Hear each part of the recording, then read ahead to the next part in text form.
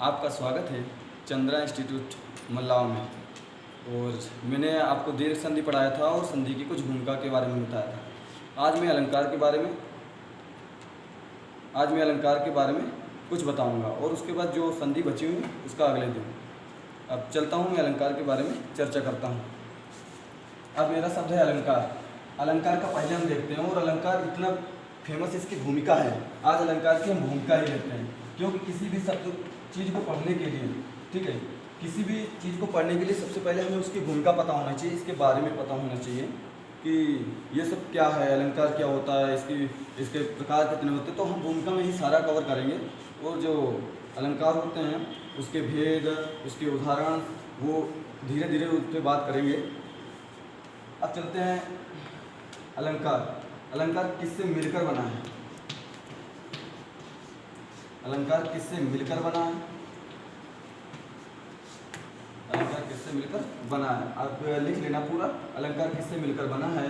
तो अलमधन कार से, अलमधन कार से मिलकर बना है। जो अभी यूपी टेट के पेपर में 2018 या 19 में आया कि अलंकार में उपसर्ग क्या होगा। तो अलंकार में जो उपसर्ग है वो अलम उपसर्ग है। ये अलंकार में अलम उपसर्ग है। ये जो पॉइंट लिखना हो बहुत इंपॉर्टेंट है, और ये परीक्षा में आने के ज़्यादा चांस हैं। इन्हीं में से पेपर में फंसेगा। 99 पॉइंट मैं कह रहा हूँ, ज़्यादा तो नहीं कह रहा, 80% मान लीजिएगा। तो अलंकार तो ये तो यूपी टेट का आ गया। यूपी टेट में आया था कि अलंकार में कौन सा उपसर्ग है। अगर आपको यकीन नहीं हो तो 2018 या 19 का पेपर उठा के देख लेना। अब ये तो हो गया। अब अलंकार का अलम का अर्थ क्या होता है? आभूषण, आभूषण या सुंदरता। और कार का अर्थ होता है शोभा बढ़ाना, शोभा बढ़ाना। अब हमने तो अलंकार के बारे में इतना जान लिया। अब अलंकार के हम देख लेते हैं कि अलंकारवादी, हिंदी के अलंकारवादी कौन। चलो ऐसे देख लेते हैं, थोड़ा देख लेते हैं अलंकार का अर्थ क्या होता है। अलंकार का अर्थ होता है सुंदरता।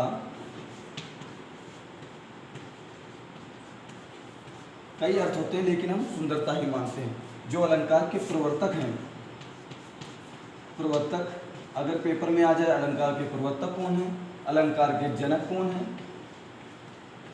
तो हम अलंकार के प्रवर्तक की बात कर दे, अलंकार के जनक की बात कर दे, और अलंकार के पिता की बात कर दे, कुछ भी कहें, हमें बस इसमें प्रवर्तक या अलंकार या पिता एक ही चीज़ हैं। तो इनके जो हैं भामा जी,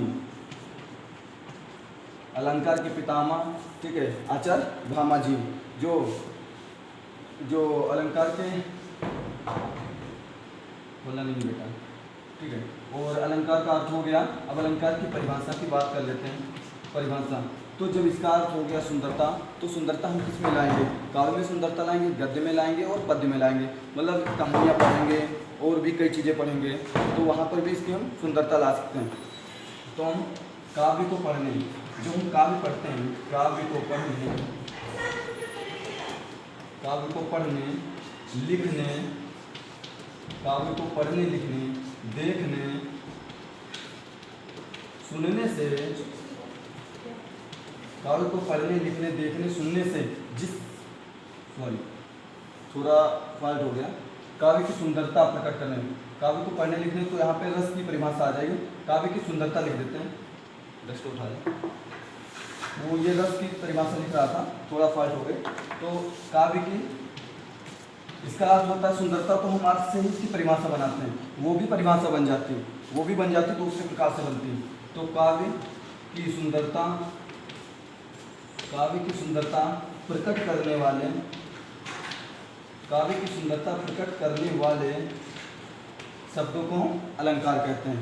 तो इतना हो गया। अगर अलंकार के पूछते भेद कितने होते हैं?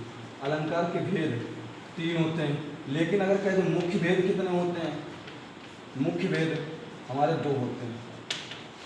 अब मुख्य भेद कौन से हैं और भेद कौन से हैं, वो भी दोनों के। अलंकार के वैसे भेद 3 होते हैं, लेकिन पेपर्स में हमेशा 2 ही भेद आते हैं, ठीक है। और एक शब्द और है, संस्कृत में कभी कोई पूछ लेता, अलंकार में धातु क्या है, उपसर्ग क्या है, प्रत्यय क्या है। तो अलंकार को हमने तोड़ लिया, ठीक है। अलम, धन, क्री, धन, व्युत, ये संस्कृत का है, ठीक है। और अगर संस्कृत में पूछते हैं उपसर्ग क्या है तो अलम उपसर्ग है।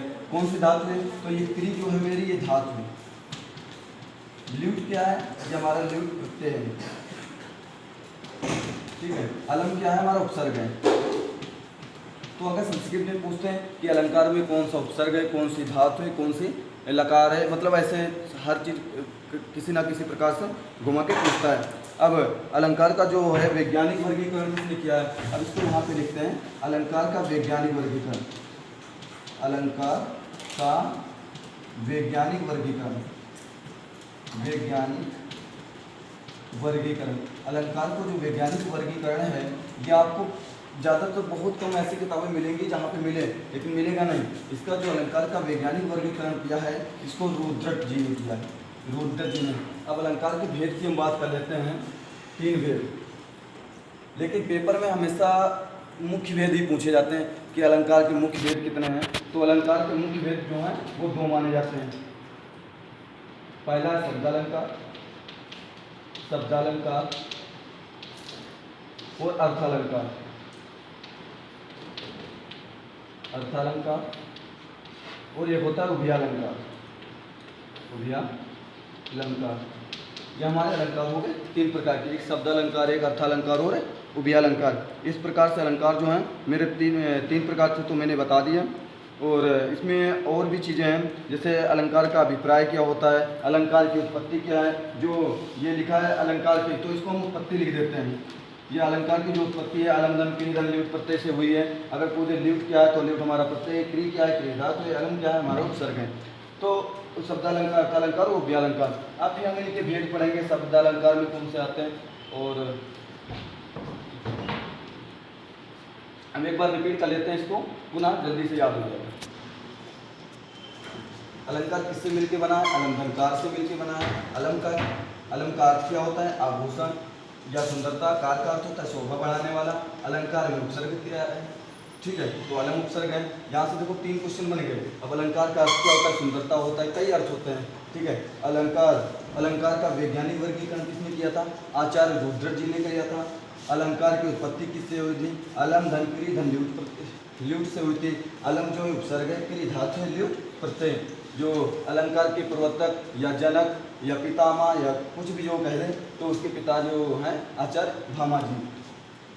अलंकार की जो परिभाषा बनेगी वो इसके अर्थ, जो अलंकार का अर्थ होता है काव्य की सुंदरता, ये लिखा है काव्य की सुंदरता प्रकट करने वाले शब्दों को अलंकार कहते हैं।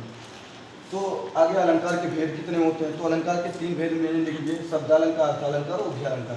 पेपर में यूपीएसआई के पेपर में आया था अलंकार के मुख्य भेद कितने हैं, तो मुख्य 2 भेद है। ऐसे आपको ये भी बताता जाऊंगा कौन से एग्जाम में कौन सा क्वेश्चन आया है।